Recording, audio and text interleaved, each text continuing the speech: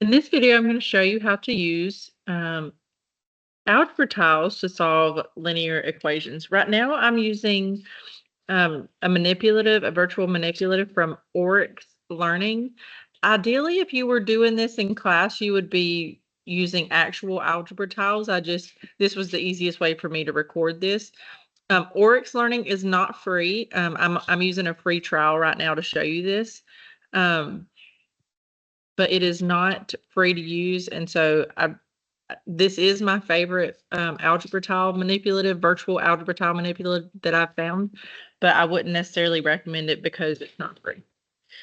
All right, so I'm going to write the equation that we're supposed to be solving up here, if I can. Yep, there we go. 5x minus 3 equals 7. Okay, so we're going to drag and drop. Here we're going to drag 5 of our X tiles. So 1, 2, 3, 4, 5. There we go. Get them all kind of lined up there.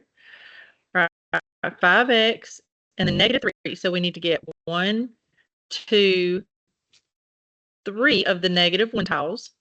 And now we're going to do 7 of the 1 tiles. So 1, 2, 3, 4, 5, 6, 7. Okay.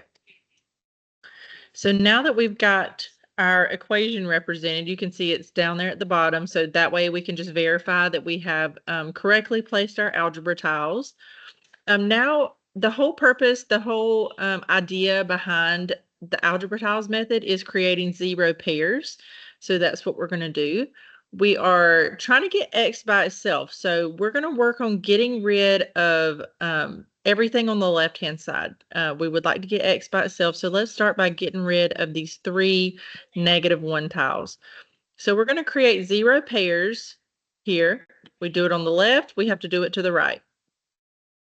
We do it on the left. It goes away. We have to add 1 to the right. Whatever we do to the left, we have to do to the right to keep the equation in balance. All right, so we do it to the left, create a 0 pair. We have to add 1 to the right. Okay, great. So now you can see it says 5x equals 10. All right, so let's try to split up our 1s over here into 5 equal parts to try to match up with each of the X lines. So I'm going to try to do that here if I can. Let's move these a little closer. 1, 2. Maybe we'll line them. Yeah, Rachel's helping me here. We're lining up our X tiles. We'll start lining up our 1s tiles. So 1 for each group. We're just going to go 1 to each group. Yeah. Now we're going to go for a second round. 1 to each group. 1, 2, 3. Wait, that Sorry. And now that we have lined up our X's and we can match them up with our 1s, we can see that each X matches with a group of 2 1s. So that tells us that X is equal to 2.